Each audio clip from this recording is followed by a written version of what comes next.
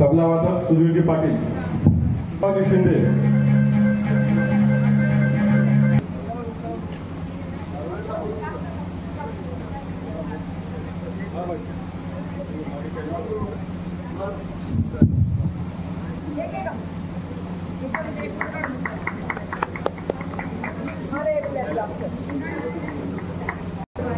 हा आणि आमचा शशी सुद्धा या ठिकाणी दररोजच आणि वर्षभर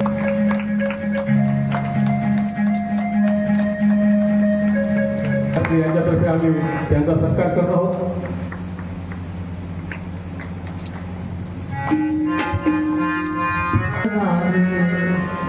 शरण्ये त्र्यंबके गौरी नारायणी नमोस्तुते. ओम सर्वचैतन्यरूपां अहं विद्यां च धीमहि बुद्धिज्ञानः प्रचोदयात्. सच्चिदानन्दरूपाय विश्वोत्पत्त्यादिहेतवे तापत्रयविनाशाय श्रीकृष्णाय वयं गोपाल कृष्ण भगवान की ध्यायेत् नित्यं महेशं रजतगिरिनिभं चारुचन्द्रावतंसं रत्नाकल्पोज्ज्वलाङ्गं परशुमृगवराभीतिहस्तं प्रसन्नं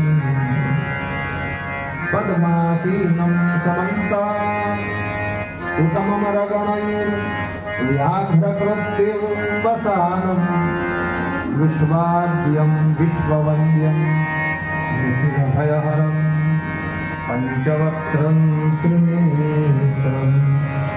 हर हर नमः पार्वतीपतये हर हर महादेव.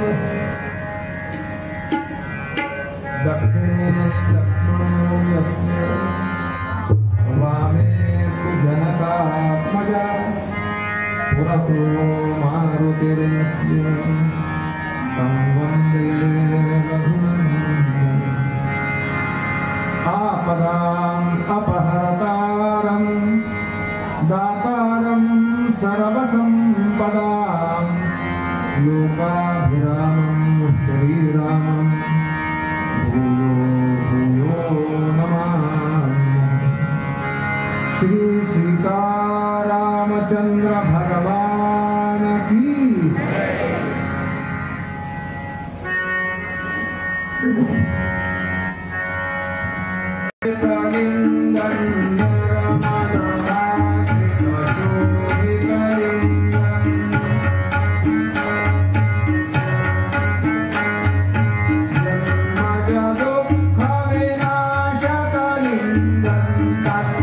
प्रणमामि सदा शिवलिंगम्.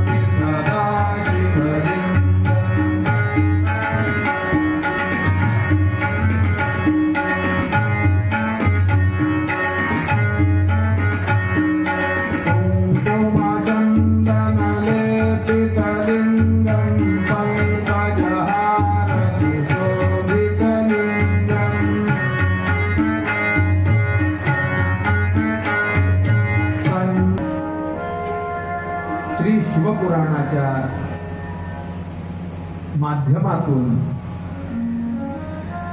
यथाशक्य यथामती यथासमय पठण श्रवण करण्याचं आपण ठरवून बसत आहोत. अनेक दिव्य कथा आपण ऐकल्या. भगवान श्री गणेशजींची कथा, दिव्य अशा प्रकारच्या व्याधाची कथा, त्यानंतर सोमनाथाची कथा, अशा अनेक कथा काल आपण श्रवण केल्या.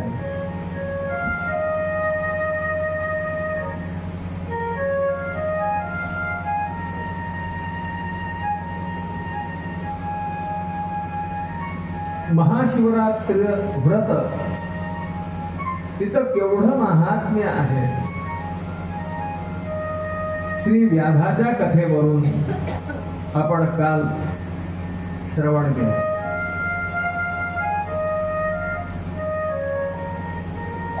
उपवसति इति उपवासः. उप याचा अर्थ जवळ, वास म्हणजे राहणे. परमेश्वराच्या जवळ राहणे म्हणजे उपवास.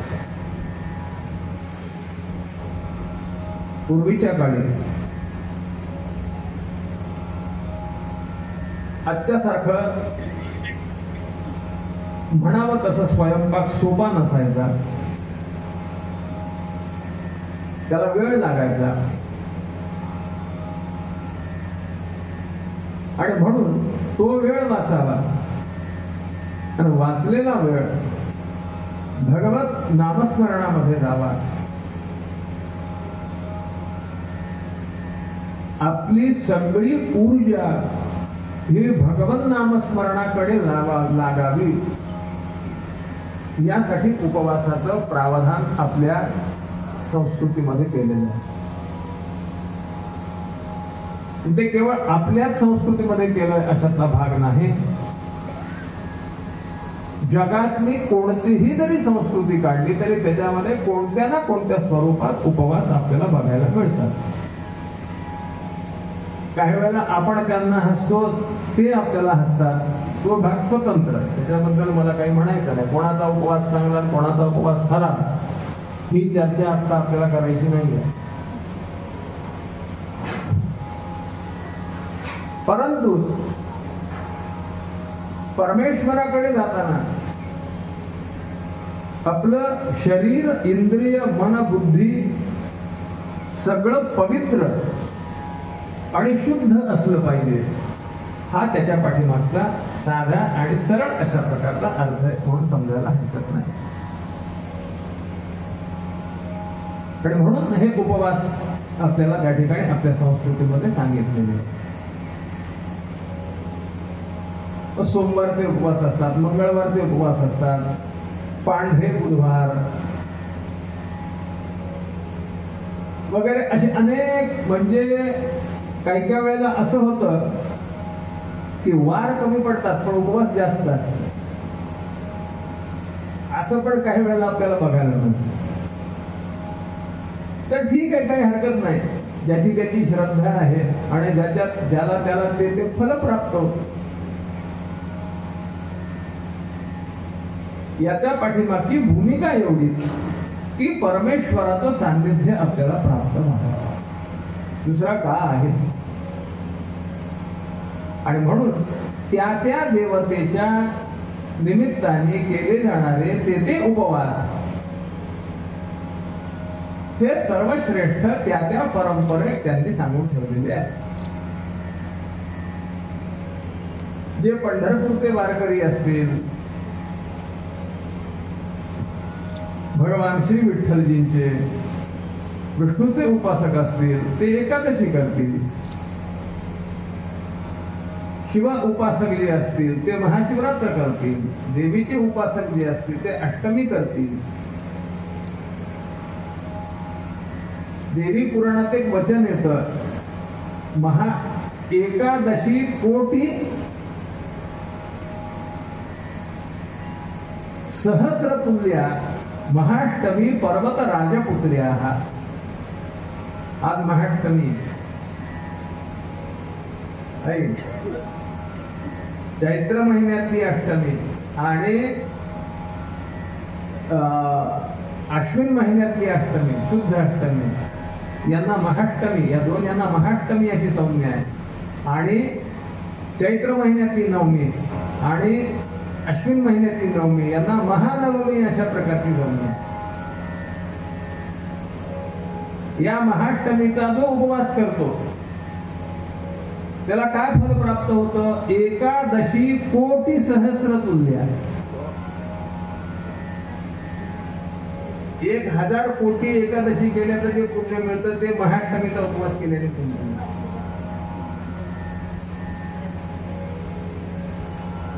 त्या त्या परंपरेमध्ये त्या त्या हिशेबानुसार ज्यांनी त्यांनी आपल्या गुरुजींनी जसं सांगितलेलं असेल, आपल्या परंपरेमध्ये आपले आई वडील जसं करत आले असतील त्याप्रमाणे ते उपवास केलं असतं, त्यांना ते फल प्राप्त होत. आणि म्हणून अशा प्रकारच्या ज्या कथा येतात त्या कथेच्या पाठीमागची पार्श्वभूमी एवढीच असते की चुकून घडलं तर एवढं, मुद्दामून केलं तर किती, हा त्याच्यातला भाग. व्याधाच्या हातून चुकून घडलं पण फलप्राप्ती जी आहे ती मात्र त्याला केवढी मोठी झाली.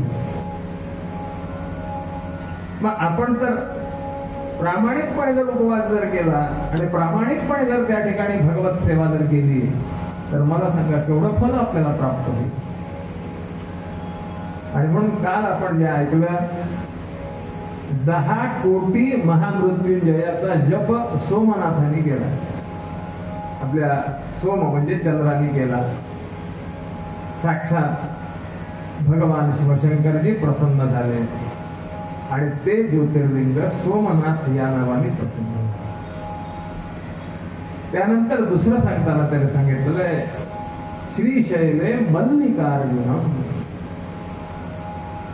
मल्लिकार्जुनाची कथा आपण काल ऐकलेली आहे. म्हणजे कशी, गणपती आणि कार्तिकेय त्यातील गणपतीचा विवाह जो आहे तो झाला. कार्तिकेयांना अत्यंत त्या ठिकाणी राग आला. ते क्रौंच पर्वतावर जाऊन बसले आणि गेल्यानंतर आई वडिलांना अत्यंत दुःख झालं, पोरग नाराज झालं आपल्यावर.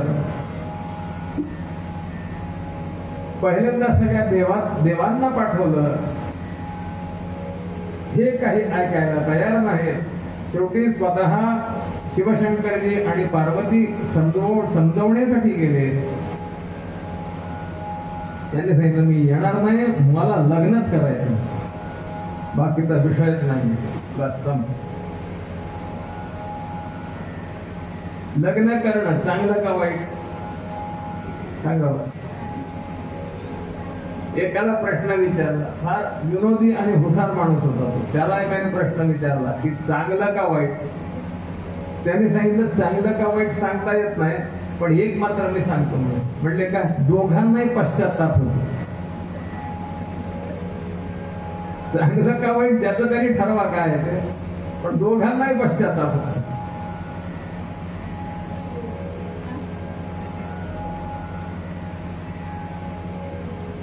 मी लग्न करणार नाही. आणि मग आपल्या मुलाला भेटायला जाण्यासाठी म्हणून अमावास्या दिने शंभू स्वयं गच्छति तत्र, पौर्णमासी दिने तत्र पार्वती गच्छति ध्रुवम्.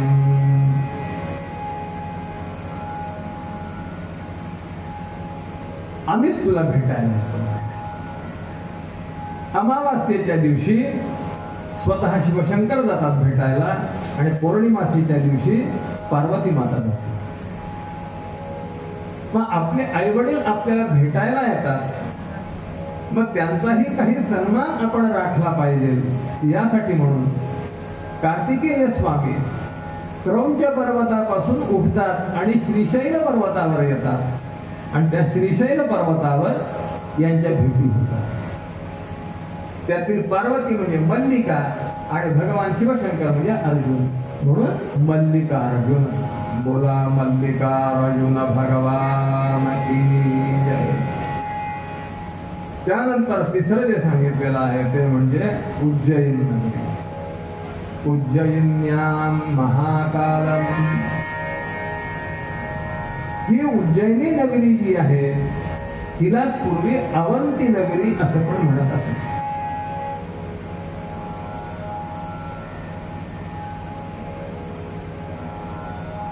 ही मोक्षपुरी आहे, म्हणजे इथं जर मृत्यू जर झाला तर मोक्ष मिळतो म्हणून सांगितलेलं आहे.